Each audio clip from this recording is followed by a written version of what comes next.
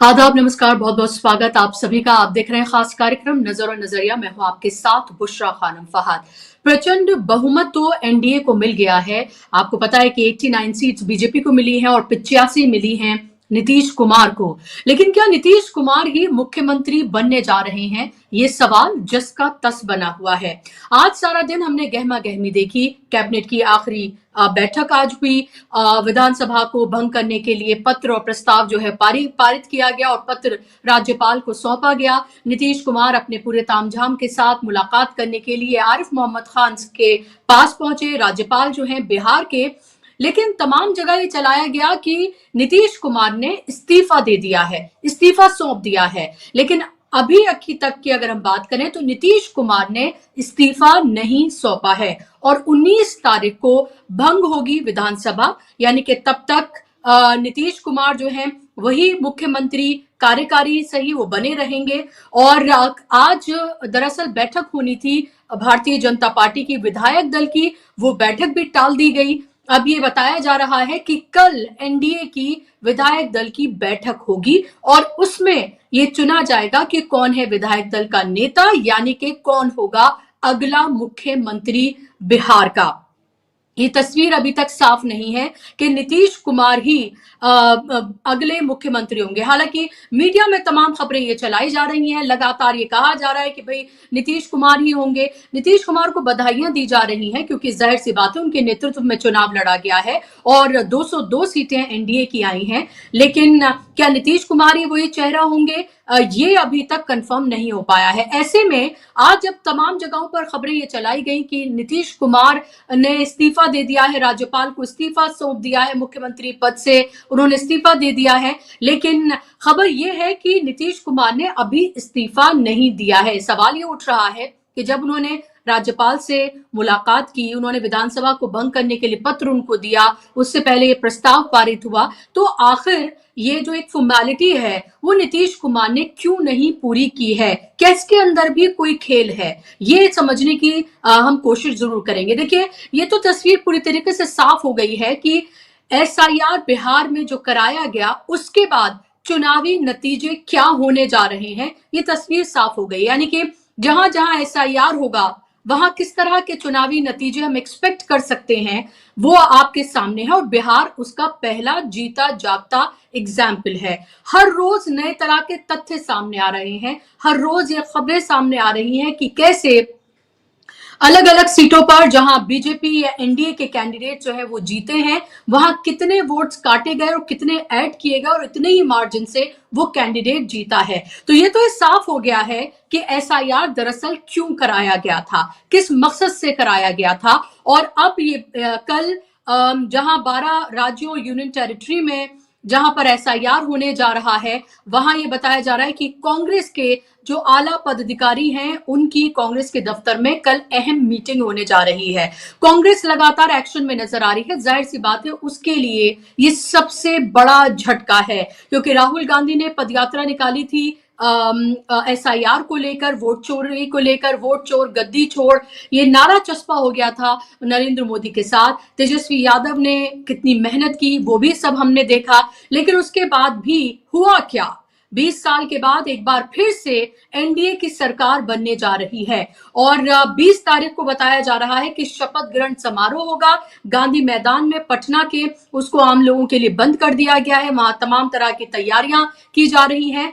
तैयारियां तो हो रही हैं, बारात तो सज गई है, लेकिन दूल्हा कौन होगा ये अभी तक तय नहीं है। क्या नीतीश कुमार कोई खेल करेंगे या नीतीश कुमार के साथ कोई खेल होने जा रहा है, ये भी एक बड़ा सवाल है। क्या ऐसे वक्त में जब 85 सीटों के साथ Nitish Kumar second largest party बन के उभरे हैं और जो जिस तरह के तर्क दिए जा रहे हैं, अब आप उसमें यकीन करें या ना करें कि 10,000 रुपए की जो रिश्वत एक तरह से दी गई, आचार संहिता का जो उल्लंघन किया गया और किस तरह से 10,000 रुपए बांटे गए 1 करोड़ से ज्यादा महिलाओं के खाते में, तो आपको ये पता ही है कि कैसे इस सब के बीच जो कुछ किया गया, जो ये कहा जा रहा है कि महिलाओं ने भर भर के वोट दिए, लेकिन बीजेपी को नहीं, नीतीश कुमार को, जेडीयू को, और उसका सीधा फायदा नीतीश कुमार को मिला है। अब नीतीश कुमार कि नेतृत्व में अगर चुनाव लड़ा गया है तो क्या बीजेपी ये हिमाकत कर सकती है कि वो नीतीश कुमार को मुख्यमंत्री ना बनाए? और मान लीजिए कि अभी प्रेशर में उन्हें मुख्यमंत्री बना दिया जाता है तो क्या वाकई में नीतीश कुमार ही मुख्यमंत्री बने रहेंगे? बीजेपी के अलग अलग नेताओं की तरफ से अलग अलग तरह के बयान जो है सामने आ रहे हैं। जेडीयू के नेता जहां ये कह रहे हैं कि देखिए हमने तो कहा था कि ना मुख्यमंत्री पद खाली है ना प्रधानमंत्री का पद खाली है, वही बने रहेंगे, लेकिन उस तरह का कॉन्फिडेंस बीजेपी के जो विधायक हैं उनकी तरफ से देखने के लिए नहीं मिल रहा है। आज जो बैठक होने वाली थी, सवाल ये उठ रहा है कि वो आखिर क्यों टाल दी गई, और कल जो बैठक होगी क्या नीतीश कुमार को उसमें चुना जाएगा? क्योंकि बीजेपी के पास अगर हम देखें तो अभी कोई बड़ा चेहरा नहीं है। आपको ये याद होना चाहिए कि ये कहा गया था अमित शाह की तरफ से कि सम्राट चौधरी को भारी मतों से जिता दें, मोदी जी इसको बड़ा आदमी बना देंगे। बड़ा आदमी यानी कि उप मुख्यमंत्री से मुख्यमंत्री। तो क्या अभी कुछ और खेल होगा और कुछ महीने के बाद कुछ और खेल किया जाएगा? क्या जेडीयू को तोड़ने की कोशिश होगी? क्योंकि अल्टीमेटली जो टारगेट है बीजेपी का, बिल्कुल महाराष्ट्र मॉडल के तहत वो टारगेट यही है कि उनको बिहार में अपने दम पर सरकार बनानी है, या कम से कम ये कह सकते हैं कि उन्हें अपना मुख्यमंत्री, कोई ब्राह्मण चेहरा या कोई ओबीसी चेहरे की भी बात हो रही है, वो उनको बनाना है। तो कल का दिन बेहद महत्वपूर्ण है। आज भी हमने पूरा चहल पहल सब कुछ देखी, बड़े बड़े ब्रेकिंग जो है वो चलाई गई कि नीतीश कुमार ने इस्तीफा दे दिया, लेकिन नीतीश कुमार ने आखिर जो एक फॉर्मेलिटी भर है वो इस्तीफा क्यों नहीं दिया है? आखिर क्या सोच रहे हैं नीतीश कुमार? नीतीश कुमार राजनीति के माहिर खिलाड़ी हैं। वो अपनी आखिरी पारी भी इतनी मजबूती से खेल गए। हालांकि इसके पीछे की आपको पता है कहानी भी अलग है कि किसकी कितनी सीटें आई हैं। अगर हम इसको फ्री एंड फेयर अगर अभी से ही हम कहने लगे तो हम सीधे तौर पर जो चुनावी धांधली है, जो एसआईआर हुआ है, उसको जायज ठहरा रहे हैं। आज इसी पर हम चर्चा करेंगे, इसी पर बात करेंगे। मेरे साथ खास मेहमान जुड़ गए स्क्रीन पर, आप मेहमानों को ले आइए। मेरे साथ फिलहाल रविंद्र शिरोंजी हैं, सीनियर जर्नलिस्ट हैं। रविंद्र जी, बहुत स्वागत आपका कार्यक्रम में। और अब से कुछ ही देर में मेरे साथ पॉलिटिकल एनालिस्ट फराह शकीब भी जुड़ेंगे बिहार से। सवाल मेरा यह है आपसे रविंद्र जी कि आज राज्यपाल से मुलाकात की आरिफ मोहम्मद खान से नीतीश कुमार ने, पूरी मीडिया में तमाम खबरें चली, लेकिन नीतीश कुमार ने इस्तीफा नहीं दिया है। नीतीश कुमार ने पत्र दिया है कि विधानसभा को भंग किया जाए 19 तारीख को। कल विधायक दल की बैठक होनी है एनडीए की, आज वो जो बैठक होने जा रही थी बीजेपी की वो नहीं हुई है। तो आखिर ये क्यों किया है नीतीश कुमार ने? क्या हमें बिटवीन द लाइंस कुछ पढ़ना चाहिए? जी नमस्कार बुशरा जी। देखिए, ये सामान्य प्रक्रिया क्या है कि जब विधायकी का या संसद का, लोकसभा का नतीजे जब आते हैं तो कैबिनेट बैठता है और कैबिनेट रेकमेंड करता है कि विधानसभा को भंग कर दिया जाए। वो रेकमेंडेशन हो गई और जब विधानसभा भंग हो गई है तो उसके बाद आज की तारीख में, टेक्निकल अगर हम लोग बात करें, जब विधानसभा भंग हो गई तो नीतीश कुमार मुख्यमंत्री नहीं है। नीतीश कुमार क्योंकि जब विधायक ही नहीं है तो फिर मुख्यमंत्री कैसे होंगे? तो विधायक, लेकिन 19 तारीख तक है रविंद्र जी, 19 तारीख को होगी, मतलब जो पत्र सौंपा गया है इसमें तारीख 19 दी गई है। ये भी अजीब बात देखी हमने। जब नतीजे आ गए हैं, जब चुनाव के नतीजे आ गए हैं, नई विधानसभा के सदस्यों को चुन लिया गया है, तो समय 19 तारीख तक का क्यों दिया गया? आज तो 17 तारीख है ना, 18 और 19। क्योंकि देखिए, जो लोग विधायक चुन लिए गए हैं उनकी सैलरी तो शुरू हो गई। उनको जैसे ही पत्र मिलता है उनकी सैलरी उसी दिन से शुरू हो गई। तो अभी जो 2 दिन एक्स्ट्रा पुराने वाले विधायक हैं उनको 2 दिन एक्स्ट्रा सैलरी दी जाएगी क्या? समझ रहे हैं ना मेरी बात? कि जो नए विधायक चुने गए हैं, एक विधानसभा में तो 243 विधायक ही रहेंगे ना। पुरानी असेंबली जो है, उस असेंबली को 2 दिन आगे बढ़ाने का तकनीकी कारण मैं नहीं समझ पा रहा हूं क्या है। लेकिन अगर 19 तारीख का उन्होंने दिया है पत्र, तो ये एक नए किस्म का संवैधानिक टेक्निकल इशू है जो हम लोगों को समझने की जरूरत है।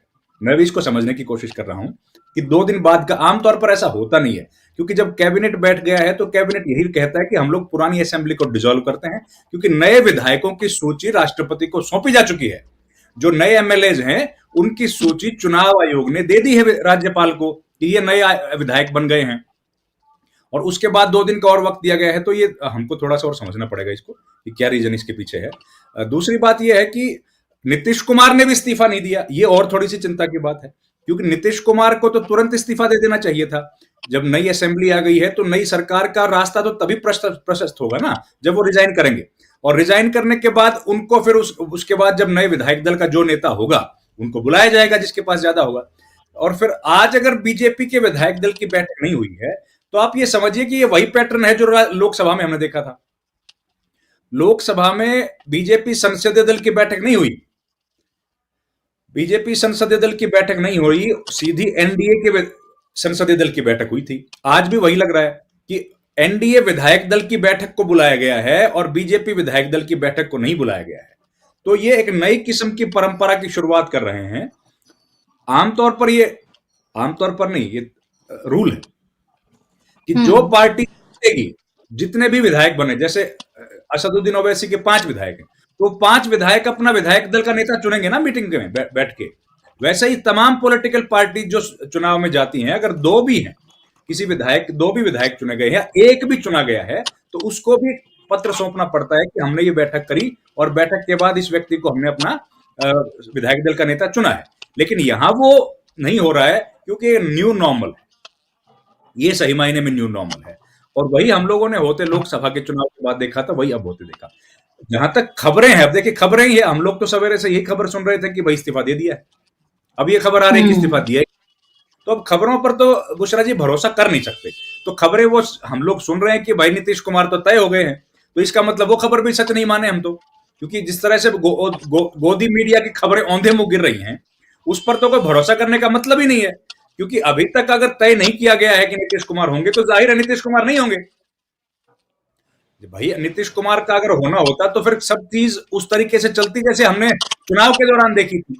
अब अगर चुनाव के दौरान जो चीजें देखी थी वो स्मूथ जा रही थी, तो अब नहीं जा रही हैं, और नहीं घोषित किया गया उनका चेहरे को, उसका भी कहीं लग रहा था कि शायद नुकसान ना हो जाए, बावजूद उसके घोषित नहीं किया गया। तो अब फिर बीजेपी क्यों उनको मुख्यमंत्री बनाएगी? अब लगता है इस बात पर सवाल खड़े हो गए हैं, और अब नीतीश कुमार को मनाया, उनको हटाया, और उस तरीके से काम किया जा रहा है, और उस पर ये पूरी चर्चा चल रही है। बाकी तो हमारे जो दूसरे साथी हैं वो पटना से ही जुड़े हैं, मुझे लगता है उनके पास और कोई जानकारी। बिल्कुल, मैं उनके पास जाती हूँ। फराह, स्वागत इस्तकबाल आपका कार्यक्रम में। मैं आपसे जानना चाह रही हूँ कि आखिर नीतीश कुमार ने, हमने पूरे सुबह से मैं देख रही थी कि जो मीडिया का एक धड़ा है, जो जाहिर सी बात है इस्लामाबाद सब कुछ वो फतेह जो उन्होंने किया था, उन्होंने ये खबरें चलाई कि नीतीश कुमार ने तो इस्तीफा दे दिया है। तो अभी तक नीतीश कुमार ने इस्तीफा नहीं दिया है, उन्होंने सिर्फ विधानसभा को भंग करने के लिए उन्होंने पत्र सौंपा है, और वो भी 19 तारीख की दी है। तो आखिर ये इसमें क्या कोई टेक्निकल पेच है या फिर सियासी कोई पेच है? क्योंकि देखिए जेडीयू के नेता तो ये कह रहे हैं कि हमने तो कहा था देखिए नीतीश कुमार, लेकिन बीजेपी के नेता ऐसे कहते हुए नजर नहीं आ रहे हैं, और बार बार विधायक दल का नेता चुना जाएगा, इस पर अगर बहुत ज्यादा फोकस है तो क्या नीतीश कुमार कोई खेल करने जा रहे हैं? नीतीश कुमार के साथ कोई खेल हो सकता है, या फिर अभी मसलेहतन उनको चेहरा बनाया जाए और फिर उसके बाद 6 महीने के बाद खेल हो, जिसकी माहिर है बीजेपी? देखिए मुशर्रफी, गोदी मीडिया की खबरें दोपहर 1 बजे ही चलने लगी थी कि नीतीश जी ने इस्तीफा दे दिया है। नीतीश जी ने इस्तीफा नहीं दिया है। राजभवन जरूर गए हैं नीतीश जी, राजभवन गए हैं, ये खबर पुष्ट है। राजभवन गए हैं, आरिफ मोहम्मद खान साहब से मुलाकात की है, इसमें कोई संदेह नहीं है, लेकिन अपना रेजिग्नेशन नहीं दिया है उन्होंने। अभी रविंद्र भाई जैसे कह रहे थे, रविंद्र भाई 22 नवंबर तक इस विधानसभा का टेन्योर है। 22 नवंबर तक नीतीश को या जो भी हो अगले मुख्यमंत्री के तौर पर जिसको भी शपथ लेना हो उनको शपथ ले लेना है। नई जो 23 नवंबर से बिहार की नई विधानसभा का सेशन शुरू हो जाए, तो सबसे ज्यादा संदिग्ध ये है कि विधायक दल की बैठक हो गई। अच्छा, एनडीए की विधायक दल की बैठक प्रधानमंत्री चुनने के लिए होती है, बीजेपी के संसदीय दल की बैठक आज तक नहीं हुई है प्रधानमंत्री मोदी को चुनने के लिए। हम जब आपसे बात कर रहे हैं, अभी तक बीजेपी के संसदीय दल की बैठक नहीं हुई है, मोदी जी एनडीए संसदीय दल के नेता चुने गए हैं।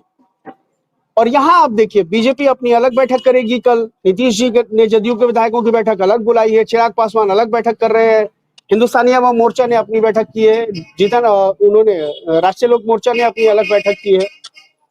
कमाल ये है कि सिर्फ राजभवन ये बताने के लिए नीतीश जी गए कि हम 19 तारीख को इस्तीफा देंगे और 19 तारीख को विधानसभा भंग करेंगे। ये और नई परिपाटी है। मतलब आपने कैबिनेट की बैठक कर लिया था, आपने इस्तीफा नहीं दिया, ये बताने के लिए आपको राजभवन जाने की क्या जरूरत है? क्या ऐसा कोई प्रोटोकॉल है? क्या ऐसा कोई नियम है? मुझे तो नहीं लगता। आप नहीं भी जाते राजभवन, कोई बात नहीं थी, आप परसों ही जाके सीधा विधानसभा भंग करने की सिफारिश करते, अपना इस्तीफा देते, जो भी करना होता, और राजभवन से आपको बुलावा आता कि भाई आइए आप सरकार बनाइए। लेकिन मीटिंग हो गई, प्रस्ताव हो गया 19 तारीख का, और उसको ये बताने के लिए राजभवन जाना, ये और थोड़ा सा संदिग्ध परिस्थितियां पैदा कर रहा है। इसका मतलब ये है कि जो हाल महाराष्ट्र में शिंदे साहब का हुआ, वो करने की तैयारी हो रही है नीतीश जी के साथ। नीतीश जी पर दबाव बनाया जा रहा है कि आप स्वेच्छा से मुख्यमंत्री का पद छोड़ दीजिए और बीजेपी का मुख्यमंत्री को प्रपोज कर दीजिए कि हाँ भाई भाजपा से मुख्यमंत्री होगा। क्योंकि दो बातें और दो बातों का खतरा जो बीजेपी को भी है। देखिए, नीतीश जी को वो झुका लेंगे, मुख्यमंत्री पद नीतीश जी छोड़ने के लिए तैयार हो जाएंगे, इसकी 0.1% भी संभावना नहीं है। दूसरी बात, नीतीश जी को किनारे लगा के वो विधायक, कांग्रेस का विधायक तोड़ के, एमआईएम का विधायक तोड़ के अपना मैजिक फिगर पूरा कर ले 122 का, और उसके बाद बीजेपी का मुख्यमंत्री बन जाए, उसमें उपेंद्र कुशवाहा के 4 विधायक और मांझी जी के 5 विधायक हों, इसकी भी संभावना नहीं है। बीजेपी ने, मैंने आपसे चुनाव के नतीजों के पहले भी कई बार कहा कि बीजेपी बिहार में धक्का मुक्की करके अपना मुख्यमंत्री नहीं बना सकती है। वो मुख्यमंत्री अपना तभी बना सकती है जब नीतीश कुमार खुशी खुशी राजी हो जाएं, अन्यथा उसका ये सपना अभी भी पूरा नहीं होगा। मैं आपको अंदर की बात बता दे रहा हूं। संतोष सुमन जो जीतन राम मांझी जी के बेटे हैं, 5 विधायक आए उनकी पार्टी के, हिंदुस्तानी अवाम मोर्चा के राष्ट्रीय अध्यक्ष हैं, उन्होंने कहा है कि नीतीश के अलावा वो किसी भी व्यक्ति का मुख्यमंत्री पद के लिए समर्थन नहीं करेंगे। ये संतोष सुमन ने ऑफ रिकॉर्ड कहा है, मैं आपको बता देता हूं। उपेंद्र कुशवाहा ने भी स्पष्ट कर दिया है कि नीतीश के अलावा किसी भी व्यक्ति को बतौर मुख्यमंत्री वो एक्सेप्ट नहीं करेंगे, उनका विधायक दल एक्सेप्ट नहीं करेगा। भाजपा के साथ ये भी बड़ी समस्या है कि भाजपा के जो ये 9 विधायक हैं, माइनस भाजपा और जेडीयू, ये जो हिंदुस्तानी अवाम मोर्चा और जीतन इनके राष्ट्रीय लोक मोर्चा के जो 9 विधायक हैं, वो नीतीश के अलावा किसी और के लिए मुख्यमंत्री के नाम पर सहमति दे देंगे, इसकी भी संभावना अभी नहीं है। इसलिए ये तो तय है कि मुख्यमंत्री अभी 20 को बने, 22 को बने, शपथ नीतीश जी ही लेंगे। 0.1% भी डाउट नहीं है, शपथ अभी नीतीश जी ही लेंगे। 6 महीने बाद, साल भर बाद खेल होगा। 5 साल ये अनिश्चितताओं का की राजनीति होगी बिहार में, इसमें कोई शक नहीं है। एक सरकार अभी गठित हो जाए, मंत्रिमंडल का शपथ हो जाए, उसके बाद यही सरकार, यही मंत्रिमंडल 5 साल पूरा करेगा, इसकी कोई संभावना नहीं है। बीच में खेल नहीं होगा, तोड़फोड़ नहीं होगा। कुछ बातें आपको बता देता हूं। चचा भतीजा, भाई समान दोस्त समझ रही है ना? भाई समान दोस्त कौन है? नीतीश जी के भाई समान दोस्त हैं लालू जी, और लालू जी के भाई समान दोस्त हैं नीतीश जी। ये भाई समान दोस्त क्या करेंगे बैठ करके? क्योंकि दोनों का राजनीतिक अस्तित्व संकट में है, दोनों का। आप समझ लीजिए इस बात को। पिछले 5 साल में जो हुआ, एक लाइन में आपको मैं बता देता हूँ। आपको याद होगा बीजेपी जब पिछला चुनाव परिणाम आया था 2020 का, रविंद्र भाई आप भी मुझे करेक्ट करेगा, बीजेपी ने 74 सीटें जीती थी और राष्ट्रीय जनता दल ने 75 सीटें जीती थी, और जेडीयू ने 43 सीटें जीती थी। राष्ट्रीय जनता दल का विधायक दल बड़ा था, एक नंबर उसके पास ज्यादा थे। बीजेपी ने क्या किया था? मुकेश सहनी जो पिछली बार एनडीए में रह के चुनाव लड़े थे, उनके 3 विधायकों को तोड़ के अपने साथ मिला लिया था। उसके बाद बीजेपी का विधायक दल हो गया था 74 से 77, यानी 3 विधायक मुकेश सहनी के तोड़ लिए थे उन्होंने। जैसे ही 77 का विधायक दल भाजपा का पहुंचा, आपको याद होगा कि ओवैसी के 4 विधायक आरजेडी में चले गए थे। बहुत कम लोग जानते हैं कि ओवैसी के वो 4 विधायक जदयू में जाना चाहते थे, ठीक है, लेकिन नीतीश जी ने कहा था कि तुम राजद में जाओ, क्योंकि नीतीश जी के पास अगर वो आ जाते 4 विधायक, तो नीतीश जी का विधायक दल की संख्या कितनी होती? 47 होती, फिर भी वो भाजपा से छोटे होते। तो भाजपा से बड़ा विधायक दल भाई समान दोस्त का हो जाए, इसलिए नीतीश जी ने उन 4 विधायकों को राष्ट्रीय जनता दल में शामिल कराया, और जैसे ही वो 4 विधायक राष्ट्रीय जनता दल में शामिल हुए, भाजपा के आरजेडी के विधायक दल की संख्या पहुंच गई 77 भाजपा और 79 आरजेडी हर हाल में, और विधानसभा का स्पीकर अपना। तो ये खेल अभी बड़ा मस्त होने वाला है। देखिए अभी दो चीजें हैं, एक तो सीएम भी नीतीश बनेंगे और लोकसभा विधानसभा का स्पीकर भी जदयू कोटे से होना चाहिए, क्योंकि स्पीकर का बहुत महत्वपूर्ण रोल होता है सरकार को उलटने पलटने, खेल खराब करने में। स्पीकर हर हाल में जदयू का अपना होना चाहिए। नीतीश जी इस बात पर अड़ गए और बहुत संभावना है 6 महीने में हो, 1 साल में हो, ये जो ओवैसी साहब के 5 विधायक जीत के आए हैं, इसमें से 4 इस बार जेडीयू में जाएंगे। मैं आपको लिख करके दे रहा हूं, आज 17 नवंबर है, तारीख नोट कर लीजिए। 6 महीने बाद जाएं, 1 साल के बाद जाएं, लेकिन ये जदयू में जाएंगे, इसमें कोई शक नहीं है। अभी नीतीश जी 85 पे हैं, भाजपा 79 पे है, एक बीएसपी से जीत के आया है। अभी नीतीश जी का पहला टारगेट है सीएम बनना, विधानसभा का स्पीकर पद जेडीयू के पास, और जेडीयू का विधायक दल भाजपा से बड़ा करना। कांग्रेस को वो नहीं तोड़ेंगे, ये मैं आपको बता देता हूं। कांग्रेस के 6 विधायकों को नीतीश जी नहीं छुएंगे। एमआईएम के 4 लाएंगे, और एक बसपा से जो जीत के आए हैं, रामगढ़ से 32 वोटों से 30 वोटों से वो जीते हैं, उनको वो अपने पाले में लाएंगे, और तब उनका विधायक दल पहुंचेगा 89 से 1 ऊपर। और अभी तो खबर ऐसी चलने लगी है बुशरा जी कि रोहिणी आचार्य जो नाराज होकर घर छोड़ के गई हैं, लालू कैंप यानी आरजेडी के 12-13 विधायक रोहिणी आचार्य के साथ हैं, और वो विधायक दल तोड़ देंगी आरजेडी का, और विधायक दल तोड़ करके जदयू के साथ जा सकती हैं रोहिणी आचार्य। ये भी चर्चा चल रही है पटना में। अगर आप एक चीज मैं आपको बता दूं, अगर ऐसा हुआ, मान लीजिए कि अगर ऐसा हुआ, रोहिणी आचार्य ने 12 विधायक 15 विधायक तोड़ लिया आरजेडी का और वो जदयू में चली गई, तो ये बिना लालू की मर्जी के नहीं होगा।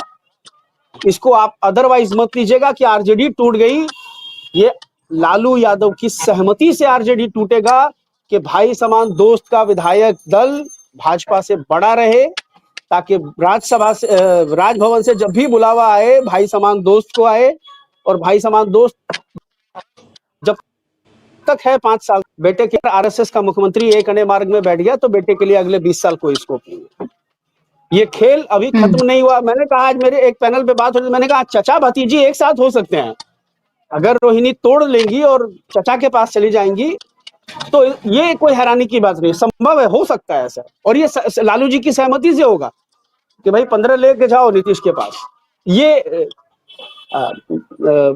सपा और जैसे यूपी में होता है कि सपा और बसपा की आपसी अंडरस्टैंडिंग थी, भतीजा और बुआ की सत्ता मेरे ही पास रहे, या भतीजा बैठे या बुआ बैठे, लेकिन बीच में तीसरा प्लेयर इंटर मार गया, तो अब ना भतीजा के लिए कोई स्कोप बन रहा है ना बुआ के लिए कोई स्कोप बन रहा है। आप देख रही है ना, 2 चुनाव हो चुके, तो भतीजा के लिए स्कोप रहे या चचा के लिए स्कोप रहे, यही खेल है बिहार की राजनीति का असल। नीतीश जी कभी नहीं चाहेंगे कि बीजेपी का फैक्ट्स है जो आप बता रहे हैं शाकिब, इंटरेस्टिंग फैक्ट्स है जो आप बता रहे हैं। रविंद्र जी आपके पास आऊं, एक सवाल लेकर फिर मैं आती हूँ शाकिब से। लेकिन शाकिब, बीजेपी जो कि इस बार सबसे मजबूत पार्टी बनकर आई है, 89 SIR हुआ, सब कुछ हुआ, ये भी तो कहा जा सकता है उनकी तरफ से कि भाई जितनी सीटें आपकी आई हैं वो आपकी वजह से नहीं, बल्कि जो हमने चुनावी खेल किया उसकी वजह से आपकी 85 सीटें आई हैं, ये भी तो कहा जा सकता है। तो भारतीय जनता पार्टी जो कि अपने आप को अभी सबसे मजबूत स्थिति में वो है, और वो एक अलग तरह का उसका कॉन्फिडेंस लेवल है, और जाहिर सी बात है धन बल सब कुछ है, एजेंसीज उनके पास हैं, सारी चीजें उनके पास हैं। क्या वाकई में वो ये सब होने देंगे? क्योंकि पिछली बार की तुलना में इस बार की स्थिति बिल्कुल अलग है, इस बार विपक्ष बहुत कमजोर है। कि भाई आप हमारी वजह से जीत के आए, हमने सारी मशीनरी सेट किया, क्या इसको भाजपा पब्लिकली एक्नॉलेज कर लेगी? ये तो अंदर की बात है ना, ये तो मुख्यमंत्री आवास में बैठ के चर्चा हुई है या बीजेपी ऑफिस में बैठ के चर्चा हुई है, क्या इसको पब्लिक डोमेन में लाया जा सकता है? पब्लिक डोमेन में तो अभी भी नीतीश जी की ही विश्वसनीयता बनी हुई है। लोग अभी भी हर चीज, जो जिन लोगों ने बिहार में वोट किया है, मैं आपको बता रहा हूं, बीजेपी को वोट देने वाले जो परिणाम आया है, ये ईमानदारी का परिणाम नहीं है, ये बेईमानी से आया। जिन्होंने बीजेपी को वोट दिया है वो भी इस परिणाम को हजम नहीं कर रहे। और उनको ये लग रहा है, 2-3 बातें तो बीजेपी को वोट देने वाले भी कह रहे हैं। नीतीश जी का 10,000 रुपया, नीतीश जी का लॉ एंड ऑर्डर, चुनाव अगर जनता के जनादेश से हुआ है, मान भी लिया जाए, चलिए हम वोट थ्योरी को थोड़ी देर के लिए हम तीनों लोग हटा देते हैं कि वोट चोरी नहीं हुई, और ये पब्लिक मैंडेट है, तो ये पब्लिक मैंडेट भी जो है ये मोदी के उस ऑफेंसिव पॉलिटिकल हिंदुत्व का मैंडेट नहीं है। ये 10,00,000 रुपए का मैंडेट उन पॉलिसीज का मैंडेट है जो नीतीश जी ने बनाई है जन कल्याण के लिए। हिंदुत्व की पॉलिटिक्स का मैंडेट नहीं है ये, तो ये तो पब्लिक भी जान रही है। तो अब ये खेल अगर वो करते हैं तो क्या इसको पब्लिक ये एक्नॉलेज करेंगे कि हमने चोरी करके आपको जिताया तो इसलिए हम बनेंगे? पब्लिक के सामने तो आप नहीं बोल सकते ना ये बात। तो क्या पता नीतीश जी को पीएम बनाने का ऑफर दे दिया, आप आ जाइए इधर और नायडू साहब भी आ जाएं, आप जाके पीएम ही बन जाइए, छोड़ दीजिए मुख्यमंत्री की कुर्सी, तेजस्वी मुख्यमंत्री बन जाएंगे, आप पीएम बन जाइए। अरे सब कुछ तो बन ही गए, प्रधानमंत्री बनने का सपना तो आपका भी है ना। आप जुगाड़ लाइए, नायडू साहब को भी ले आइए, एकनाथ शिंदे को भी ले आइए, तोड़ के प्रधानमंत्री आप बन जाइए। ना राहुल को कोई एतराज है, ना तेजस्वी को कोई एतराज है, ना इंडिया गठबंधन के किसी दल को कोई एतराज है। बना दो नीतीश जी को 1-2 साल के लिए प्रधानमंत्री, फिर क्या करेंगे? तो अभी नीतीश जी की प्रासंगिकता अभी खत्म नहीं। हाँ, ये जरूर है कि अगर भाजपा की 5 सीटें और कम होती, अभी नवा होता भाजपा का विधायक दल, तो ये तय था कि फिर भाजपा इस बार ऐसा कोई जोखिम नहीं उठाएगी, और अभी भी भाजपा कोई जोखिम उठाने के इसमें नहीं है। नीतीश के विधायक दल को तोड़ने का मतलब है कि उनके जो, हाँ ये जरूर अब वो करेगी कि पहले जैसे उसने मुकेश सहनी को साथ रख के चुनाव लड़वाया और बाद में उनके 3 विधायक तोड़ लिए, इस खेल पर पहले भाजपा अमल करेगी कि मांझी के 5 विधायक तोड़ो, उपेंद्र कुशवाहा के 5 विधायक, 4 विधायक तोड़ो। ये खेल भाजपा अपना पहले करेगी, बजाय इसके कि नीतीश जी के विधायक दल को डिस्टर्ब किया जाए। एमआईएम के 4 विधायक भाजपा में जाएंगे नहीं, वो जब भी टूटेंगे जदयू में जाएंगे। आरजेडी में जाके उनको कुछ अभी मिलना नहीं है, जेडीयू में जाएंगे तो सत्ता में भागीदार बनेंगे, हो सकता है एक आध मिनिस्टर बन जाए। जैसे पिछली बार जब 4 विधायक आए थे आरजेडी में टूट के, फिर जब तेजस्वी 17 महीने की सरकार बनी तेजस्वी की, तो उसमें से एक विधायक शहनवाज को मंत्री बनाया था तेजस्वी ने। उन जो एमआईएम से 4 आए थे उसमें से एक मिनिस्टर बन गया था। तो अभी ये खेल होगा, लेकिन ये है कि नीयत तो भाजपा की खराब है। भाजपा अपनी अभी तक भाजपा कोशिश कर रही है कि नीतीश जी मान जाए कि, लेकिन नीतीश जी मानेंगे कि नहीं मानेंगे, और नीतीश जी मान जाएंगे, हमको लगता नहीं है अभी ऐसा कि नीतीश जी अभी मान जाएंगे। बिल्कुल, आप सही कह रहे हैं। और क्योंकि बहुत कोशिशें हुई राज्यपाल से, तो वो आज मिले हैं और ये खबरें हमारे सामने आज आ रही है, लेकिन उससे पहले नीतीश कुमार से मुलाकात करने का सिलसिला तो लगातार जारी है। उनसे तो मुलाकातें की जा रही हैं उनके आवास पे जाकर, और ये भी कि वो अपने आप कह दें कि ही इज नॉट इंटरेस्टेड।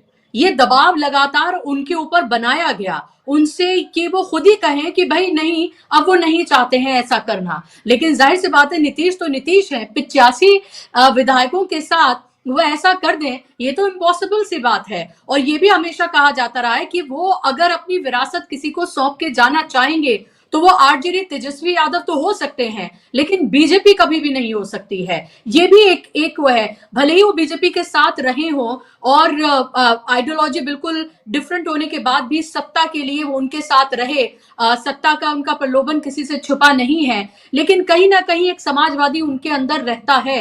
ये भी है, कभी उन्होंने किसी तरह के कोई कम्युनल बयान नहीं दिए हैं, भले ही वो कम्युनल पार्टी के साथ अलाए रहे हों और सत्ता की मलाई चाटते रहे हों। लेकिन रविंद्र जी, बिहार में इतना बड़ा बहुमत आने के बाद भी अभी वहां पर जिस तरह के खेल की पटकथा लिखी जा रही है, यानी कि बीजेपी का सपना जब तक पूरा नहीं होगा, बीजेपी लगातार अपनी उठापटक में लगती रहेगी। ऑपरेशन लोटस वहां पर चलने की संभावनाएं लगातार बनी रहेंगी। लेकिन क्या हरियाणा और महाराष्ट्र, और खास तौर पे महाराष्ट्र में कहूंगी, महाराष्ट्र समझने की भूल क्या बिहार को कर रही है बीजेपी? क्योंकि एकनाथ शिंदे नहीं है नीतीश कुमार जैसा शातिर माहिर खिलाड़ी राजनीति के बहुत कम ही देखने के लिए मिले हैं। और यही देखिए, जब लोगों को लग रहा था कि खत्म, तो 85 के साथ बैठे हुए हैं वो। कमजोर खिलाड़ी आवाज नहीं है। दूसरा नीतीश, अनम्यूट करिए जी, आ रही है आपकी आवाज जी। क्या है, ये बात आपकी ठीक है कि नीतीश कुमार उतने कमजोर खिलाड़ी नहीं है, क्योंकि शिंदे जो है, शिंदे को तो बनाया ही बीजेपी ने था, उनको तोड़ने के लिए भी पूरी जो कहानी रची थी उन्होंने बीजेपी ने रची थी। उसके बाद पहले से ही पटकथा तैयार थी कि मुख्यमंत्री बनेंगे, तो उनका तो जो पूरा चक्र चलाया गया था वो सारा बीजेपी ने चलाया था, इसलिए शिंदे के पास कोई ताकत थी नहीं ज्यादा वो कुछ कर पाए। और वैसे भी शिंदे जो है वो जो सीटें जीते थे वो बीजेपी के सहयोग से जीते थे, अपने पास तो उनके पास कोई ताकत थी नहीं। तो जाहिर है नीतीश कुमार तो एक बिल्कुल अलग हैं, अपनी पार्टी लंबे समय से चला रहे हैं, मजबूत सरकार उन्होंने चलाई है, अच्छी खासी फॉलोइंग उनकी है, और बीजेपी उनके ऊपर डिपेंड है, वो बीजेपी पर डिपेंड नहीं है उतने ज्यादा। लेकिन अब सवाल यह है बुशरा जी कि मुख्यमंत्री अगर नीतीश कुमार को बनाने की इच्छा बीजेपी की रही होती तो घोषणा कर देते पहले, और उसका लाभ शायद बीजेपी को मिलता, गठबंधन को। हालांकि इससे ज्यादा तो पता नहीं क्या लाभ मिलता, जब ज्ञानेश कुमार है तो नीतीश कुमार की जरूरत है। अब तो किसी को भी ज्ञानेश कुमार से बड़ा तो नहीं है नीतीश कुमार, है ना। नीतीश कुमार कितने ही बड़े नेता हों पर ज्ञानेश कुमार के सामने फेल है। तो बात है कि कम से कम पॉलिटिकल पार्टी अपनी तरफ से जिस तरह एक्स्ट्रा एफर्ट्स करती है कि भाई चेहरा घोषित करने में अगर कोई नुकसान ना हो, लेकिन वो इसीलिए शायद नहीं किया होगा कि उनकी इच्छा नहीं है कि इनको मुख्यमंत्री दोबारा बनाया जाए, उसके अलावा तो कोई कारण दिखता नहीं है। फिर ये जो खबरें जिस तरीके से प्लांट की जा रही हैं, आमतौर पर ऐसा होता नहीं है, बीजेपी की खबरें प्लांट कर दे और उसी व्यक्ति को फिर मुख्यमंत्री बना दे, तो ये थोड़ा सा कहीं ना कहीं शक पैदा कर रहा है कि मुख्यमंत्री का नाम भी मीडिया चला रहा है कि नीतीश कुमार ही बनेंगे, नीतीश कुमार ही बनेंगे। तो वो 19-20 तारीख भी बता रहे हैं कि आ गई है कि 19-20 तारीख में किसी दिन एक दिन शपथ ग्रहण हो जाएगा, और कार्ड तक बंटने शुरू हो गई, इस तरह की भी खबरें आई हैं। तो उन कार्ड बंटने की खबर आ रही हैं, तो जाहिर है अब उस पर नीतीश कुमार का नाम लिखे जाए कि ना लिखे जाए, कहानी उतनी ही है। और लगभग मुझे लगता है कि अगर कार्ड बांट दिए, इतनी कंफर्टेबल पोजीशन में एनडीए है, तो उन्होंने ये तय कर लिया होगा कि मुख्यमंत्री भी कौन होगा, उसके लिए भी हम लोगों तक खबर ना पहुंची हो। लेकिन अगर किसी तरह का उनके भीतर द्वंद्व होता तो शायद वो द्वंद्व करने की हिम्मत अब ये हमको देखना पड़ेगा कि नीतीश कुमार की है कि नहीं है। देखिए नीतीश कुमार के जो बड़ी चुनाव जीते हैं, और जो सारी चीजें अभी हम लोगों ने हमारे फराह भाई ने जो बताई हैं वो सब बातें बिल्कुल सही हैं। और अब देखिए सेहत का प्रश्न तो और नीतीश कुमार का अनसुलझा है, अभी उनकी सेहत कैसी है वो हम लोगों को नहीं पता। देखिए क्योंकि चुनाव में उन्होंने हालांकि 90 रैलियां करी हैं, लेकिन 90 रैलियों में वो 90 ही मिनट बोले होंगे, भाषण उनका कोई लंबा नहीं चला। जैसे हम लोग देखते रहे ना, पीएम का 1 घंटे का आधे घंटे का भाषण है, या और दूसरे लोगों का, तो एक बात, दूसरी बात तो लिखित हुआ भाषण कर रहे थे। जितनी रैलियां हमने देखी ना, वो जो लिखा जा रहा था कि ये कर दिए, ये कुछ किए जी, हम लोग ये किए, इन लोगों ने कुछ किया जी, परिवार को बढ़ाया जी, जो सामान्य बातें, उस तरह की बातें जो नीतीश कुमार इसके पहले उनके किसी भी चुनाव में हम लोगों ने नहीं देखी। वो इंटरेक्टिव भाषण करते रहे, जनता से उनके जो जुड़ाव था वो दिखता था, इस बार वो देखने को नहीं मिला। फिर नीतीश कुमार के साथ देखिए कोई विजुअल्स फोटो हम लोगों को देखने को नहीं मिली कि कोई गठबंधन के लोग उनसे मिल रहे हों या एनडीए के साथ ही उनके साथ मुलाकात कर रहे हों। अब ये कैबिनेट की आखिरी बैठक थी, बड़ी महत्वपूर्ण थी, उसके भी फोटोज नहीं आए अभी तक कोई बाहर, उसके विजुअल्स भी नहीं आए, या शायद हम तक ना पहुंचे हों, लेकिन दिखे नहीं मुझे। तो ये तमाम चीजें सेहत की तरफ तो इशारा करती हैं कि भाई सेहत उनके शायद ठीक ना हो। और देखिए सेहत अगर ठीक नहीं है तो जाहिर है कि वो पूरे कंट्रोल में है। कंट्रोल में वो किसके हैं ये तो सब बिहार में जानते ही हैं भाई, 2-3 जो संजय झा का नाम लिया जाता है, और वो ललन सिंह और 1-2 लोग, विजय चौधरी को, ये 2-3 लोगों के नाम लिए जाते हैं। और ये जो हम प्रधानमंत्री वाली बात कर रहे हैं ये बिल्कुल सही है, हम लोग भी पहले ये प्रधानमंत्री वाली बात कर रहे थे कि भाई नीतीश कुमार की बड़ी इच्छा है कि वो पीएम बने, पर हम लोगों को ये नहीं समझ आ रहा है कि नीतीश कुमार अब अपनी इच्छाओं को व्यक्त कर पाने की स्थिति में है कि नहीं है। और ये सवाल अनुत्तरित है, और बहुत देखिए पूरे इस इलेक्शन में जिस बात को ढका गया है ना, वो मेरे ख्याल से नीतीश कुमार की सेहत ही है, बाकी सब उजागर कर दिया। इतना ज्यादा जितना नीतीश कुमार की सेहत के सवाल को ढका गया है, उतना तो वोट चोरी को भी नहीं ढका गया, है ना। वो चीजें भी हम लोगों को ज्यादा स्पष्ट दिख गई, लेकिन उनकी सेहत का सवाल आज भी अनुत्तरित है। एक मौका था जब वो कर रहे थे, उन्होंने साझा घोषणा पत्र जारी किया था, उसमें भी वो लोग तो 20-30 सेकंड में निकल गए वहां से, वो मौका भी मीडिया ने चूक बात करने का। तो ये थोड़ा सा मुझे लग रहा है कि रवि जी एक और बात की, यहाँ पर पर्ची वाला खेल तो मुझे नहीं लग रहा कि बिहार में पर्ची वाला खेल नहीं हो पाएगा। नीतीश कुमार को इस तरह से नहीं बैठाया जा सकता जैसे राजस्थान और मध्य प्रदेश में, क्योंकि फिर मुझे लगता है कि बिहार एक ऐसा स्टेट है कि लोग फिर सड़कों पर आएंगे। जो महिलाएं जो बाहर निकल कर आ रही हैं, जो कह रही हैं, अभी भी नीतीश कहती हैं, क्योंकि बीजेपी का तो कोई नेता नहीं है, और वहां पर मोदी जी का नाम भी उतना बिहार में नहीं लिया जाता, नीतीश का ही नाम लिया जाता है, जिन्होंने भी वोट किया है एनडीए को। तो बुशरा जी, आप समझिए बात, नेता की जरूरत ही नहीं है बिहार में अब।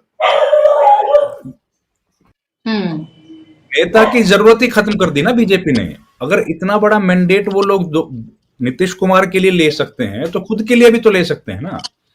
जिस तरीके से कॉम्प्रोमाइज्ड हम लोग सिचुएशन देख रहे हैं, इलेक्शन कमीशन जैसे कॉम्प्रोमाइज्ड है, और नीतीश कुमार का ऑल्टरनेट ढूंढने के लिए पे पूरी कवायद रची गई है। नहीं तो 100 सीट पे नीतीश कुमार को लड़ाने का मतलब क्या था, ये बताइए। ज्यादा सीटों पे लड़ रहे थे वो तो पहले से ही 140-45 से घटा के 101 पे ले आए। चुप रहे नीतीश कुमार, कोई बयान नहीं। उसके बाद 29 सीटें दे दी उनको, चिराग को, बाकी लोगों को दे दी। ये देखिए, अगर हम उस तरीके से थोड़ा सा डिकोड करने की कोशिश करें, हालांकि हम लोग कितना डिकोड कर पाएंगे पता नहीं है, तो उससे ये तो स्पष्ट होता है कि भाई नीतीश कुमार के बिना और नीतीश कुमार का ऑल्टरनेट ढूंढने की कोशिश बीजेपी किसी तरीके से कर रही है, और सारे जो प्रयास हैं वो उसी दिशा में दिख रहे हैं। अब नीतीश कुमार को छिपाया जा रहा था, उनको दूर रखा जा रहा था, बातचीत कोई ना करे उनके साथ, इस तरह से किया जा रहा था मीडिया में। तो वो देखिए 2015 के बाद से मैंने देखा नहीं कोई इंटरव्यू उन्होंने दिया हो, तो वो देते नहीं है। बाकी लोग तो अपने साथ हेलीकॉप्टर लेके जाते हैं पत्रकारों को, वो तो लेके जाते नहीं कभी। तो अब ये 1-2 मौके थे, वो मौके उन्होंने उनसे, मीडिया से उनको दूर रखा गया। उनकी जो रैलियां हुई, भाषण हुई, एक भी रैली दिखाई है जो हम लोगों ने तो देखा ही नहीं कि कोई रैली उनकी किसी गोदी मीडिया के चैनल पर टेलीकास्ट की गई हो। यहां तक कि थोड़ी बहुत जनसुराज तक को भी दिखा दिया, पर नीतीश कुमार को किसी ने नहीं दिखाया।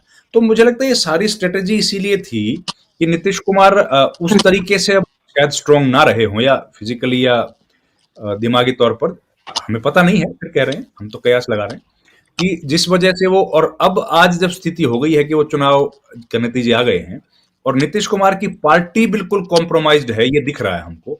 ऐसे में जो हम लोग ये बात कहते हैं कि बिहार अब वैसा बिहार नहीं है, तो बुशरा जी मुझे थोड़ा सा शक, क्योंकि बिहार अगर वैसा बिहार ना होता तो इस सरकार को क्या चुन लेता। जो सरकार 20 साल से यहां पर काम कर रही है, वहां पर कोई व्यक्ति गमछा लहरा के वोट ले जाए, 10,000 रुपए खाते में डाल के वोट ले जाए, तो इससे क्या जाहिर होता है कि हम लोगों के जहन में जो बिहार की छवि थी वो तो नहीं है वैसा। हम लोग तो मानते थे कि भाई एक अलग तरह की पॉलिटिक्स देने वाली छवि है। अब हम लोग देख रहे हैं कि जंगल राज की बात करो तो कितने मर्डर हो रहे हैं बिहार में, रोज देखते हैं। शिक्षा, पलायन, किसी चीज का समाधान निकला नहीं है। हेल्थ की हालत क्या खराब है, इंफ्रास्ट्रक्चर का कोई डेवलपमेंट नहीं है, कोई कारोबार, इंडस्ट्री वहां पर चलती नहीं है। तो ऐसे में बिहार के लोग इतने क्या मंत्रमुग्ध हो गए नीतीश कुमार को फेयरवेल देने के लिए कि सारी वोट उनको दे डाली। अब ये बात तो नहीं आती ना समझ में, इस तरह का बिहार को तो हम नहीं जानते। हम लोग तो जानते हैं कि भाई लड़ने वाले लोग हैं, और केवल अपने हक के लिए लड़ने वाले नहीं हैं, बल्कि पूरे देश के लिए लड़ने वाले लोग हैं।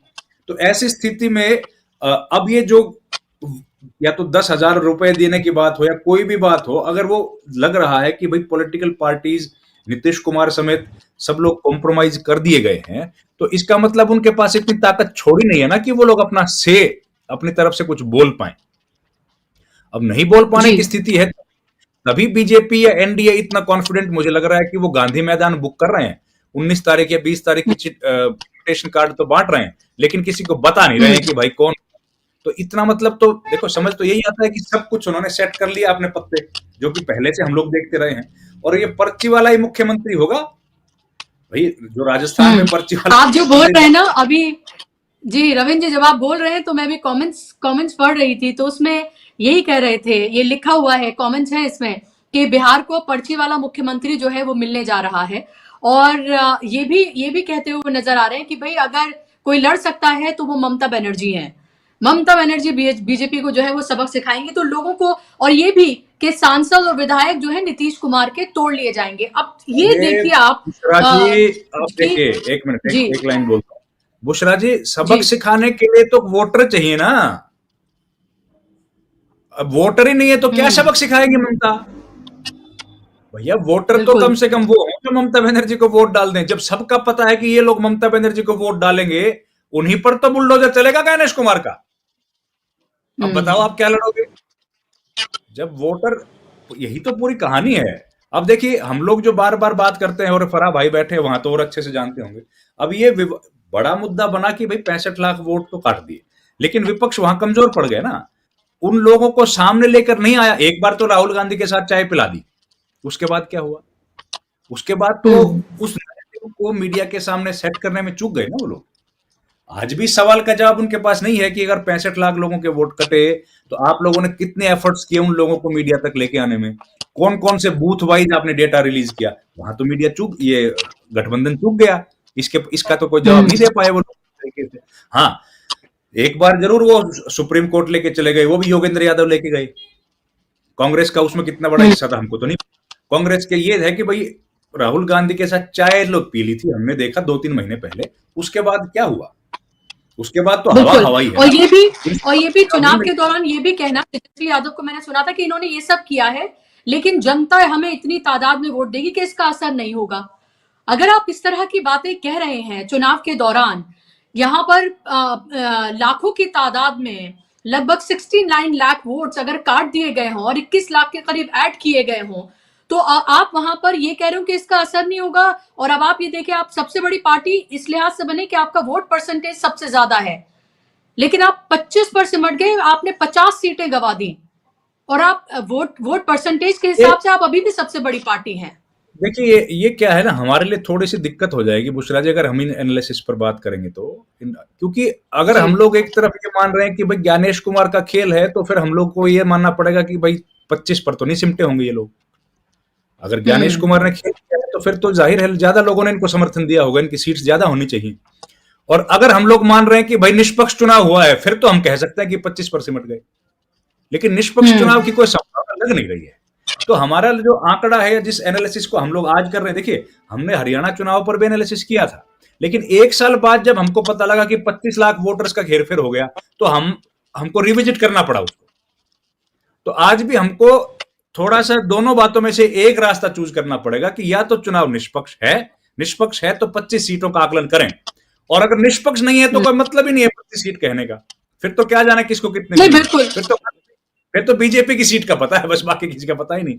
इनका इतना स्ट्राइक रेट तो मुझे लगता है डॉन ब्रेडमैन का भी नहीं होगा, इससे बढ़िया स्ट्राइक रेट ज्ञानेश कुमार का है। नहीं, ये तो बिल्कुल देखिए, बिल्कुल ये तो साफ, बिल्कुल आसमान पे दीवार पर इबारत की तरह लिखा है कि चुनाव निष्पक्ष नहीं था हर लिहाज से, किसी भी लिहाज से। चाहे वो 10,000 की बात कर लें, अगर आप थोड़ा सा मिड वे लेना चाहते हैं कि भाई 10,000 रुपए आचार संहिता का उल्लंघन करके चुनाव आयोग की नाक के नीचे ये किया गया, चुनाव आयोग देखता रहा, या फिर जो पैसा बांटा गया वो भी, और उस सबसे पहले मुझे लगता है ये बहुत सेकेंडरी चीजें हैं कि आचार संहिता का उल्लंघन, ये सारी चीजें ये तो बहुत बात की चीजें हैं, लेकिन जो सबसे पहले किया गया है और जो बिहार चुनाव से पहले आनन फानन में किया गया वो है SIR। और ये पता चल गया है कि जिन जिन राज्यों में SIR होगा वहां पर किसकी सरकार बनेगी, कैसे बनेगी और किस तरह से बनेगी, किसके वोट काटे जाएंगे। अब तो डेटा सामने आने लगा है कि बीजेपी एनडीए के जो कैंडिडेट्स हैं वो कितने से जीते हैं, कितने फर्क से, और वहां पर कितने वोट्स काटे गए हैं। अब तो ये सब डेटा आ गया है और कांग्रेस भी इसमें लगी हुई है। कांग्रेस के पास वीडियो लेने के 45 दिन ही है जो तय किए गए हैं।